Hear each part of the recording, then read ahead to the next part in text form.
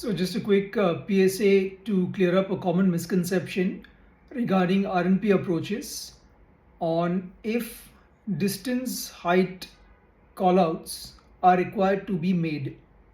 The answer is no. Let me explain.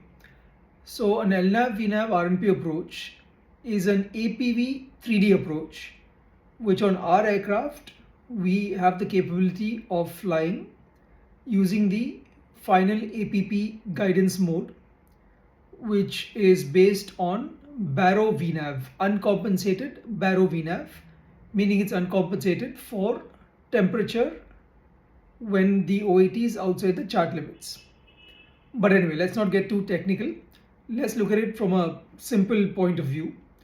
So basically, we fly the LNAV VNAV RNP approach using the final approach guidance mode. So final APP is just a guidance mode which flies the approach profile as stored in our FM database, which we select and can see on the flight plan page. So now, as per Doc 9613 ICAO PBN manual, it mandates that we must be able to monitor lateral and vertical deviations of this approach being flown by our final APP guidance mode. So how do we monitor those deviations? We monitor the lateral deviation from the ND, cross track is the check and call out, and we monitor the vertical deviation using the VNAV scale on the PFD. That is it. The confusion arises on giving the distance height callouts for two reasons. One is, of course, the table being present on the chart. So the reason that the table is present on the chart is if one day during our MCDU setup, during our descent prep, we compare the flight plan page vertical angle and the chart vertical angle, and they mismatch by too much outside the limits. They're more than 0.1 degree in difference, or the OAT reported is outside chart limits. Now we have to do an LNAV only approach using NAV FPA as our guidance modes. So now we need the distance height callout table.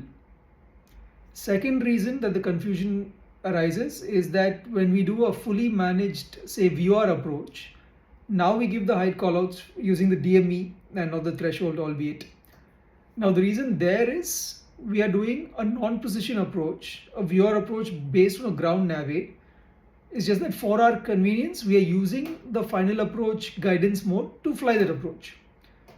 So the final APP guidance mode is flying the approach from the database, but we have to monitor the raw data from the ground-based nav aid using the needle and the DME. So we're cross-checking two parameters.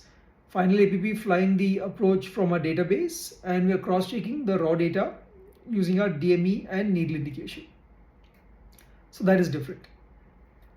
So just to reiterate, on an LNAV VNAV RNP approach using the final APP guidance mode, the final approach guidance mode is just flying the profile from our FM database based on us having a good strong GPS signal, and we, specifically the PM, he or she has to monitor lateral and vertical deviations. Lateral deviations using the cross track from the ND, vertical deviations using the VNAV scale on the PFD.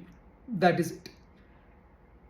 On top of this, doing the height checks from the threshold point is an unnecessary redundant step, because your, for example, VOMM25 on your prog page or top right of the ND, if you do the math, the additional workload of doing the math and determining the deviation, vertical deviation, it's going to work out to exactly the same as is displayed on the VNAV scale, if you think about it. So crossing 4 miles, for example, you do the math and you call out 50 feet low. At this point of time, the VNAV scale is going to show half dot deviation. It's the same thing. So distance height callouts on an RNP approach using the final approach guidance mode down to LNAV VNAV minimums are not required. Fly smart, fly safe.